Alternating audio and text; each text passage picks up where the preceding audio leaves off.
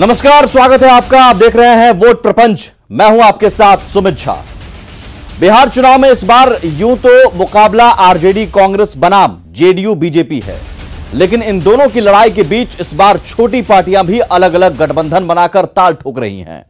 हालांकि इन छोटी पार्टियों का चुनावी इतिहास बताता है कि जनता ने इन्हें कभी गंभीरता से नहीं लिया है। हां, बड़े दलों के कुछ वोट किसी किसी क्षेत्र में काटने में इन्हें महारत जरूर हासिल है। न सरकार बना पाते हैं और न ही विपक्ष की भूमिका निभा पाते हैं। फिर भी चुनाव से पहले दावा सूबे की सूरत बदलने का होता है। ऐसे में सवाल है कि जनता के कीमती वोट का बिखराव कर छोटी पार्टियां जनता से छल क्यों करती हैं? तो आज वोट प्रपंच में छोटी पार्टियों का छल।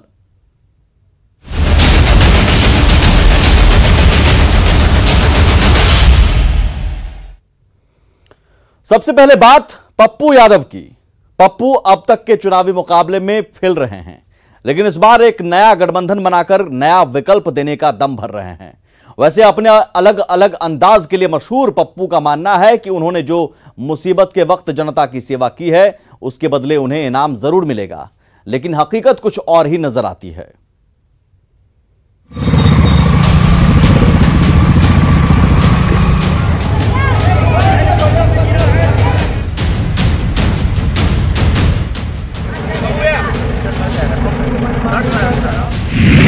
कभी बुलेट पर रेल पुल पार करते पप्पू,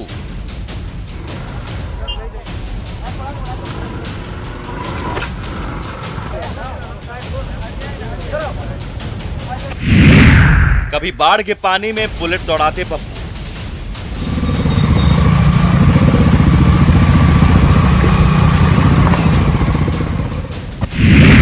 कभी जेसीबी पर सवार फूड पैकेट बांटते पप्पू,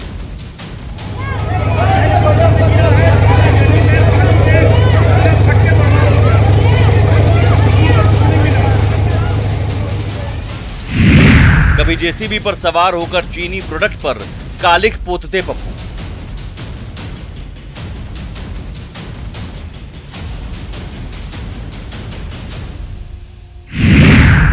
कभी जेसीबी पर आराम फरमाते पप्पू, पानी है,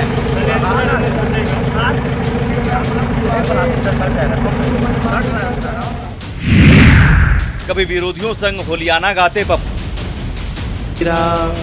अरे होली खेले रघुवीरा अवध में, होली खेले रघुवीरा, काशी में खेले हो, पटना में खेले, काशी में खेले हो, मिथिला में खेले, अरे भोजपुरी में खेले हो, अरे भोजपुरी में खेले, ढकेला अवध में हो।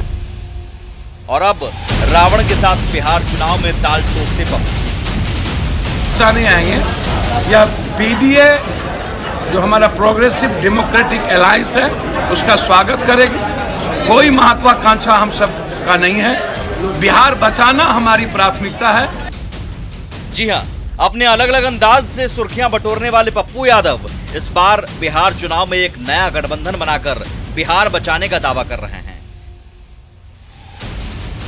भीम आर्मी के प्रमुख चंद्रशेखर के साथ मिलकर पप्पू ने नया गठबंधन बनाया है, जिसका नाम है प्रगतिशील लोकतांत्रिक गठबंधन। बिहार में एक तरफ जेडीयू बीजेपी का गठबंधन है और दूसरी तरफ आरजेडी कांग्रेस का। सवाल है कि इन दोनों गठबंधनों के बीच लड़ाई में पप्पू एक नया गठबंधन बनाकर कैसे मुकाबला करेंगे। अब तक एक भी विधायक और सांसद नहीं दे पाने वाले पप्पू यादव की पार्टी छोटे दलों के साथ गठबंधन बनाकर क्या हासिल कर लेंगे। पीडीए प्रोग्रेसिव डेमोक्रेटिक अलायंस है, ये बड़े लेवल पर है। इसमें 6-7 पार्टी है। आज मुस्लिम लीग भी ज्वाइन। मैं उम्मीद है कि एक नया रास्ता और बहुत बड़ा रास्ता, मजबूत रास्ता निकले। गठबंधन का कोई भविष्य देख रहे हैं? ये पप्पू यादव की पार्टी तो पुरानी पार्टी है, पार्टी नहीं है, लेकिन गठबंधन उन्होंने दोनों अभी जो बिहार में सत्तारूढ़ दल है, मोर्चा है जो एनडीए, और जो यूपीए है, उसके खिलाफ एक तीसरा मोर्चा बनाने की उन्होंने पहल की है। कई भविष्य तो जनता पर ऊपर है, लेकिन अभी तो विधानसभा में उनकी पार्टी का कोई कहीं अस्तित्व वजूद दिखता नहीं है। हर चुनाव में ऐसी छोटी पार्टियां चुनाव में उतरकर जनता से एक बेहतर विकल्प देने का वादा करती हैं, लेकिन सिवाय वोट काटने के ये छोटी पार्टियां कुछ नहीं कर पाती। चुनाव के बाद इनका वजूद भी खत्म हो जाता है। ऐसे में सवाल यह है कि छोटी पार्टियां जनता से आखिर छल क्यों करती हैं? कभी लालू के शागिर्द रहे पप्पू यादव बिहार की राजनीति के जाने माने चेहरा हैं। किसी समय में बिहार के बाहुबली हुआ करते थे। आरजेडी के टिकट पर पहली बार 1991 में चुनाव जीते और 1996, 1999, 2004 और 2014 में आरजेडी से चुनाव जीतकर सांसद बने। लेकिन 2015 में लालू की सियासी विरासत पर नजर पड़ी तो पार्टी से बाहर का रास्ता दिखा दिया गया, जिसके बाद मई 2015 में जन अधिकार पार्टी का गठन किया, जिसके बाद से पप्पू हर चुनाव में बिहार को नया विकल्प देने का दावा करते हैं। बिहार को हम देंगे और बिहार बड़े विकल्प के रूप में अपने सेवक और बेटे के साथ खड़ा होगा, इसको आप समझ लीजिए। ये अलग बात है कि अब तक के चुनाव में पप्पू यादव की पार्टी एक विधायक या एक सांसद तक नहीं दे पाई। हाँ, हर चुनाव में बाकी दलों के वोट पर इनकी कैंची खूब चली है। हाल ही में पप्पू यादव की पार्टी को नया चुनाव चिन्ह मिला है कैंची। अब सवाल है कि इस बार के विधानसभा चुनाव में पप्पू की कैंची किस पार्टी का वोट काटेगी। दरअसल पप्पू यादव ने अब तक अकेले दम पर 2015 विधानसभा चुनाव और 2019 लोकसभा चुनाव लड़ा है, लेकिन वोट कटवा का तमगा ही हासिल हुआ। लोकसभा चुनाव 2019 में पप्पू यादव की जन अधिकार पार्टी ने 6 लोकसभा सीटों पर उम्मीदवार उतारे थे, जिसमें मधेपुरा से खुद पप्पू यादव ने चुनाव लड़ा था। एक भी सीट पर जीत हासिल नहीं हुई। पार्टी को महज 0.1% वोट हासिल हुआ। खुद पप्पू यादव अपनी जमानत नहीं बचा पाए। पप्पू यादव को महज 97,631 वोट हासिल हुए। वहीं विधानसभा चुनाव 2015 में पप्पू यादव ने कुल 243 सीटों में से 109 सीटों पर अपने उम्मीदवार उतारे थे। 108 उम्मीदवारों की जमानत जब्त हो गई। पार्टी का एक भी विधायक नहीं चुना गया। कुल 5,14,748 वोट हासिल हुए। पार्टी को महज 1.4% वोट हासिल हुआ। हालांकि माना जाता है कि पप्पू यादव की कैंची आरजेडी के वोटों पर ही चलती रही है। यादव बाहुल इलाकों में पप्पू यादव के कारण वोटों का बिखराव हो सकता है, जिससे आरजेडी के परंपरागत वोट बैंक में सेंध लग सकती है। हालांकि पप्पू यादव को आरजेडी ने कभी गंभीरता से नहीं लिया।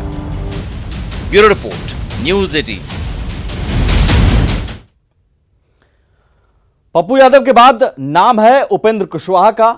उपेंद्र कुशवाहा जो कभी नीतीश के साथ थे, मोदी लहर में नई पार्टी बनाई और नई पार्टी बनाकर 3 सांसदों के साथ फिर मोदी सरकार में शामिल भी हो गए, मंत्री भी बने। लेकिन सत्ता का स्वाद ऐसा चस्का चढ़ा सत्ता के स्वाद का कि ख्याली खीर पकाने के लिए एनडीए का दामन छोड़ महागठबंधन में शामिल हो गए। लेकिन वहां भी भाव नहीं मिला तो अब मायावती के सहारे नया फ्रंट बनाकर विकल्प देने की बात कर रहे हैं। कभी एनडीए छोड़ चले थे ख्याली खीर पकाने। वंशियों का दूध और कुछ वंशियों का चावल मिल जाए तो खीर बने। आज भी यही मान्यता है कि खीर मतलब सबसे अच्छा व्यंजन, सबसे स्वादिष्ट व्यंजन। तो अब उस स्वादिष्ट व्यंजन को बनने से कोई रोक नहीं सकता है। आरजेडी ने जब बिगाड़ा खीर का जायका, तो वंशियों का दूध और कुछ वंशियों का चावल मिल जाए तो खीर बने, तो ले लिया माया का सहारा। बहुजन समाज पार्टी मायावती जी के आशीर्वाद के साथ और मेरे बगल में बैठे हुए जनवादी पार्टी सोशलिस्ट, हम सब लोग आज एक साथ मिलकर गठबंधन बनाने का हमने फैसला किया है। कहावत है ना, माया मिली न राम। सत्ता की माया का साथ छोड़ उपेंद्र कुशवाहा महागठबंधन में गए, लेकिन वहां भाव तो नहीं मिला।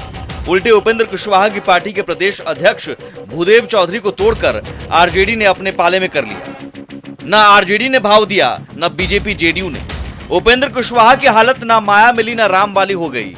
ऐसे में उपेंद्र कुशवाहा को अपने सियासी वजूद को बचाने के लिए माया का सहारा लेने पर मजबूर होना पड़ा और बिना वजूद वाली पार्टी के साथ गठबंधन कर विकल्प देने का खोखला दावा करने लगे। बहुजन समाज पार्टी मायावती जी के आशीर्वाद के साथ और मेरे बगल में बैठे हुए जनवादी पार्टी सोशलिस्ट, हम सब लोग आज एक साथ मिलकर गठबंधन बनाने का हमने फैसला किया है। उपेंद्र कुशवाहा ने महागठबंधन बनाया, ठीक है, उसमें एक बहुजन समाज पार्टी एक बड़ी पार्टी है तो यह उसके साथ बनाया, लेकिन अब कहाँ तक ये जनाधार इन लोगों का है शहरी इलाकों में, कुछ पॉकेट्स में तो जरूर निश्चित तौर पर बसपा का प्रभाव है जो उत्तर प्रदेश से लगा हुआ इलाका है, लेकिन उसके बाद शहरी इलाकों में तो इसका बसपा का तो कहीं कोई प्रभाव दिखता नहीं। अब आने वाला समय बताएगा। तो क्षेत्रीय दलों का मुख्य रूप से आप देखेंगे शुद्ध उन लोगों का वही है कि बार्गेन, ऐसा तो नहीं है 5 से 7 सीट ला करके वो लोग कोई बहुत बड़ा अपने प्रदेश का कल्याण कर देंगे या जन सरोकार से कोई बहुत बड़ा मुद्दा उठा देंगे जिससे कि वो जितना उनके घोषणा पत्र में है उसमें से एक भी इम्प्लीमेंट नहीं करा सकते। 4-5 अगर यदि जीत के आते हैं तो वो नंबर ऑफ गेम्स वही जो चुनावी अंकगणित है, अगर विधानसभा में अगर कम होता है बेसी होता है तो वो पाला बदल का खेल चलता है, जो कि देखने को भी मिला है हाल के दिनों में यहाँ। अब जरा उपेंद्र कुशवाहा की पार्टी आरएलएसपी के चुनावी प्रदर्शन पर गौर कीजिए। कभी नीतीश के साथ रहे उपेंद्र कुशवाहा ने 2013 में आरएलएसपी की स्थापना की और 2014 लोकसभा चुनाव एनडीए गठबंधन में लड़ा। 2014 लोकसभा चुनाव में 4 लोकसभा सीटों पर चुनाव लड़ा और मोदी लहर में 3 पर जीत मिल गई और 3.1% वोट मिले। फिर 2015 विधानसभा चुनाव में आरएलएसपी ने बीजेपी के साथ गठबंधन में 23 सीटों पर चुनाव लड़ा था, 2 सीटों पर जीत मिली और 2.6% वोट मिले। लेकिन 2019 लोकसभा चुनाव में 5 सीटों पर चुनाव लड़ा और सभी सीटों पर हार हुई, वोट फीसदी मात्र 0.2% ही रही। वहीं जिस माया के सहारे कुशवाहा इस बार के चुनाव में हैं, बिहार में जनाधार के नाम पर उनके पास कुछ नहीं है। 2015 विधानसभा चुनाव में बसपा ने 228 सीटों पर चुनाव लड़ा था, सभी सीटों पर हार हुई। 225 सीटों पर तो जमानत जब्त हो गई। बसपा को 7,28,024 यानी 2.1% वोट मिले। 2010 विधानसभा चुनाव में भी बसपा ने 239 सीटों पर चुनाव लड़ा था, सभी सीटों पर हार हुई। 236 सीटों पर जमानत जब्त हो गई। बसपा को 9,33,947 यानी 3.2% वोट मिले। साफ है जनता के सामने विकल्प देने के खोखले दावे करने वाली ये छोटी पार्टियां जनता के साथ सिर्फ छल ही करती रही। Bureau report, news 18। वैसे एक और नाम है जो इस चुनाव में गठबंधन बनाकर दमखम दिखाने का दावा कर रहे हैं, असदुद्दीन ओवैसी। यूं तो सीमांचल के इलाके में पिछले कुछ सालों से ओवैसी की पार्टी AIMIM सक्रिय है। विधानसभा उपचुनाव में किशनगंज सीट पर जीत हासिल कर पार्टी का दबदबा भी इस क्षेत्र में बढ़ा है। अब एक बार फिर से विधानसभा चुनाव में ओवैसी देवेंद्र यादव की पार्टी समाजवादी जनता दल डेमोक्रेटिक के साथ गठबंधन कर चुनावी मैदान में उतरने की तैयारी में है। सवाल है कि क्या ओवैसी महज वोट कटवा ही साबित होंगे या फिर किसी का वोट काटेंगे या फिर झंडा गाड़ेंगे जीत का। एटीट्यूड है ना कि हमारा वोट, अरे भाई क्या जनता है, ये जमहूरियत है, डेमोक्रेसी है, जिसको चाहे वोट डालेगी नहीं डालेगी, हमारा वोट ये क्या खरीद के रखा क्या आपने। बिहार चुनाव में खुद को वोट कटवा कहे जाने के सवाल पर भड़के AIMIM प्रमुख असदुद्दीन ओवैसी का ये जवाब है। हाल ही में असदुद्दीन ओवैसी की पार्टी AIMIM और पूर्व केंद्रीय मंत्री और समाजवादी जनता दल डेमोक्रेटिक के अध्यक्ष देवेंद्र प्रसाद यादव ने मिलकर चुनाव लड़ने की घोषणा की है। दोनों दलों ने मिलकर संयुक्त जनतांत्रिक सेकुलर गठबंधन बनाने का फैसला लिया है। 2 दलों का भी हुआ है, समाजवादी जनता दल डेमोक्रेटिक और AIMIM, ये 2 दलों का भी गठबंधन हुआ है, आगे और भी इसका एक्सटेंशन है। लेकिन सवाल है कि क्या यह गठबंधन बिहार चुनाव में वोट कटवा बनकर रह जाएगा। सवाल का जवाब समझने के लिए थोड़ा पीछे चलते हैं और 2015 विधानसभा चुनाव के नतीजों पर नजर डालते हैं। साल 2015 के विधानसभा चुनाव में AIMIM ने बिहार की 6 सीटों पर उम्मीदवार उतारे थे। एक भी सीट पर जीत हासिल नहीं हुई, जबकि 5 सीटों पर जमानत जब्त हो गई थी। पार्टी को कुल 3,71,71,396 वोट हासिल हुए। पार्टी को महज 0.2% वोट हासिल हुए, जबकि समाजवादी जनता दल डेमोक्रेटिक ने चुनाव नहीं लड़ा था।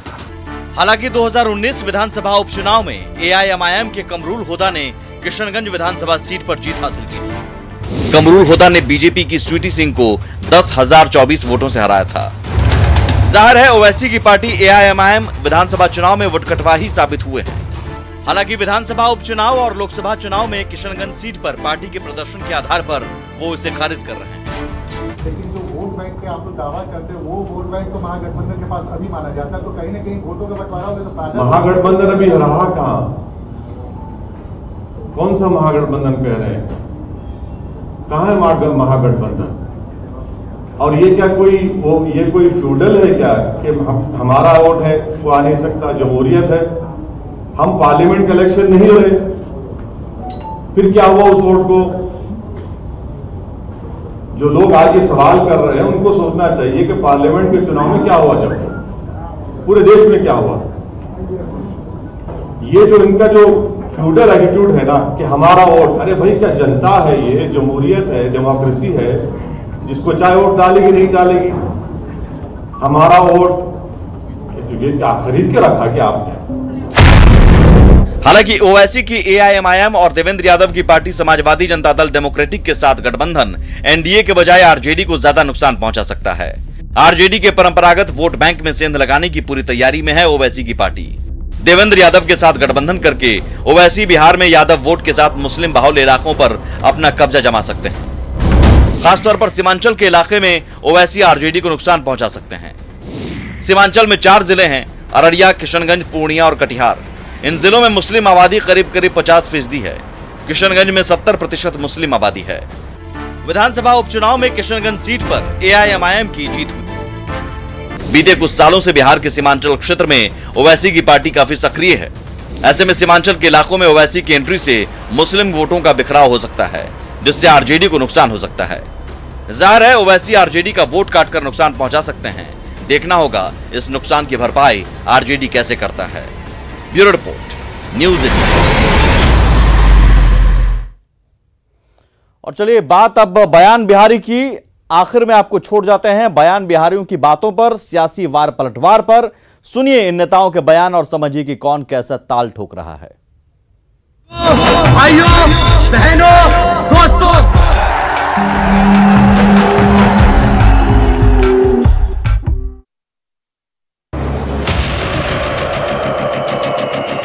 आरएलएसपी ने महागठबंधन से खुद को अलग कर लिया। कुशवाहा ने तीसरा गठबंधन बसपा के साथ बना लिया। पटना में पीसी कर सीधे नीतीश और तेजस्वी पर हमला कर दिया। सुनिए बयान बिहारी उपेंद्र कुशवाहा को। तो दोनों कुल मिलाकर पहले वाले 15 साल और बाद वाले 15 साल वाले जो हैं, दोनों एक ही सिक्के के 2 पहलू बनकर रह गए हैं। तो जोड़ तोड़ के बीच दावे ऐसे किए जा रहे हैं कि पूछिए मत। सुनिए आरजेडी के बयान बिहारी मृत्युंजय तिवारी जी को। कौन कह रहा है कि महागठबंधन नहीं संभल रहा है? बिहार संभालने की तैयारी चल रही है और उसमें कल लवली आनंद जी हों, सारे लोग जुड़ रहे हैं और ये बात एनडीए को नागवार गुजर रही है कि जनता तेजस्वी यादव के नाव पर कैसे सवार हो गई। भाई कौन सी बात किसे नागवार गुजर रही है ये तो नहीं मालूम, लेकिन आरजेडी पर सत्ता पक्ष की ओर से जोरदार पलटवार किया जा रहा है। सुनिए एक और बयान बिहारी का प्रहार जो सीधे तेजस्वी पर ही है। देखिए, तेजस्वी यादव पहले तो परिवार भी नहीं संभाले, फिर पार्टी नहीं संभली, अब गठबंधन भी नहीं संभला। अब जो भी हताशा और निराशा में है तेजस्वी यादव, तो अब उन दलों के छोटे और कार्यकर्ताओं को, नेताओं को तोड़ने का काम कर रहे हैं। हाँ समझ गए ना, लेकिन दावा करने में नेताजी पीछे क्यों रहे? सो कर दिया 200+ सीट का दावा। बीजेपी के एक और बयान बिहारी जी को सुनिए। आज वहां एक तरफा है और मोदी के प्रति और नीतीश जी ने भी जो पुरानी सरकार थी उसकी तुलना में बिहार का काफी विकास किया। जो इनके पहले का जो 15 वर्ष का शासन था, तो मुझको लगता है बिहार में एनडीए कम से कम 200 सीट से ऊपर ही जाएगा, नीचे नहीं आएगा। दावे तो दावे हैं, क्या फर्क पड़ता है? बोल दीजिए जितनी मर्जी हो, लेकिन नेताजी चुनाव के वक्त ही पब्लिक के दिए आशीर्वाद से तस्वीर साफ होगी। हाँ, जनता तो आप जैसे बयान बिहारियों की बातों का बस ऐसे ही लुत्फ उठाती रहेगी। Bureau report, news 18।